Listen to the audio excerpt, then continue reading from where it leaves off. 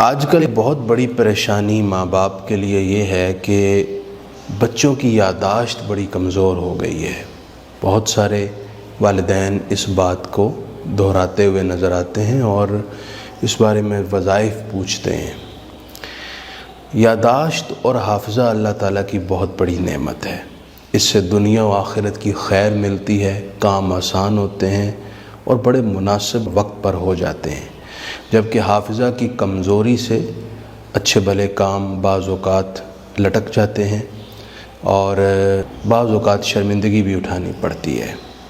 اللہ تعالیٰ نے اس امت کو حافظہ کی دولت پوری فیاضی کے ساتھ عطا فرمائی۔ حضرت قتادہ رضی اللہ عنہ سے روایت ہے کہ گزشتہ امتوں کو اتنا حافظہ نہیں ملا جتنا اس امت کو نصیب ہوا ہے۔ اس امت میں حافظے کا یہ عالم تھا کہ پورا قرآن مجید بہت مختصر وقت میں حفظ کر لیا جاتا، لاکھوں اشعار فی البدیہہ، اور بغیر ان کو کتابی صورت میں محفوظ کیے پڑھے بھی جاتے، محفوظ بھی رکھے جاتے تھے۔ حضرت امام محمد رحمہ اللہ نے ایک ہفتے میں قرآن حفظ کیا۔ امام اعظم ابو حنیفہ ہزاروں حدیث کے حافظ تھے اور اس سے آپ نے لاکھوں مسائل کا استنباط کر کے امت کو تحفہ دیا۔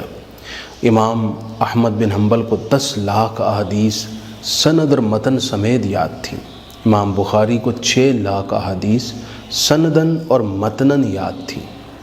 اسی طرح سفیان بن عیینہ بہت معروف محدث ہیں، صرف 4 سال کی عمر میں جبکہ بچے ناظرہ پڑھنا شروع کرتے ہیں یہ حافظ قرآن ہو چکے تھے۔ حضرت خواجہ قطب الدین بختیار کاکی کی جب عمر 4 سال 4 ماہ اور 4 دن ہوئی اور ان کی رسم بسم اللہ تھی، جو درویشوں کا طریقہ ہے کہ 4 سال 4 ماہ اور 4 دن کی عمر میں بچوں کو بسم اللہ پڑھاتے تھے۔ حضرت خواجہ غریب نواز اور قاضی حمید الدین ناگوری بسم اللہ پڑھانے آئے تو حضرت خواجہ قطب الدین بختیاری کاکی نے اتنی عمر میں پورے 15 پارے سنا دیے۔ انہوں نے کہا آگے پڑھیے۔ فرمانے لگے والدہ محترمہ کے شکم میں اتنا ہی سنا تھا، مجھے یاد رہا۔ امت کے مشاہیر اور اکابرین کے حافظے کا یہ عالم تھا۔ ہمارے اساتذہ میں بھی بڑا الحمدللہ حافظہ ہم نے خود دیکھا۔ میرے استاذ گرامی حضرت مفتی غلام حیدر نقشبندی رحمہ اللہ کو اللہ تعالیٰ نے کمال کا حافظہ دیا تھا۔ فقہ کی کتابوں، ان کے صفحات اور ان کی لائن نمبر تک آپ کو یاد ہوتی تھی اور برجستہ حوالہ دے دیتے، اور جب اصل کتاب کے ساتھ اس کو ملایا جاتا تو جو حضرت نے فرمایا ہوتا وہی صفحہ اور وہی لائن تک ہمیں میسر آتی۔ حافظہ کمزور ہو جانا یقیناً یہ ایک آفت ہے، اللہ اس سے محفوظ رکھے، لیکن حافظہ جب کمزور ہو جائے تو چند ایک تدابیر جو ہمارا دین ہمیں بتاتا ہے وہ اختیار کرنی چاہیے۔ اللہ نے چاہا تو حافظہ دوبارہ مضبوط ہو سکتا ہے اور تیز ہو سکتا ہے۔ کند ذہن ہونا کوئی بہت بڑی بات نہیں ہے، یہ امتحان ہوتا ہے۔ کند ذہنی میں جو محنت مسلسل کرے اس کا حافظہ مضبوط ہو جاتا ہے، جیسے کہ سعد الدین تفتازانی کی مثال موجود ہے، قاضی ابو یوسف کی مثال موجود ہے، جن کے ذہن اتنے تیز نہیں تھے لیکن مسلسل محنت کی وجہ سے آج ان کا نام علم کی دنیا میں پورے احترام کے ساتھ لیا جاتا ہے اور ان کی خدمات کتابوں کی صورت میں آج بھی موجود ہیں۔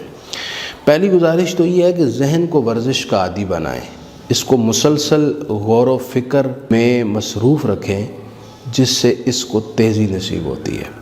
دوسرا یہ کہ ہر نماز کے بعد سر پر ہاتھ رکھ کر 11 مرتبہ یا قوی یوں پڑھنے سے بھی حافظے میں تیزی ہوتی ہے۔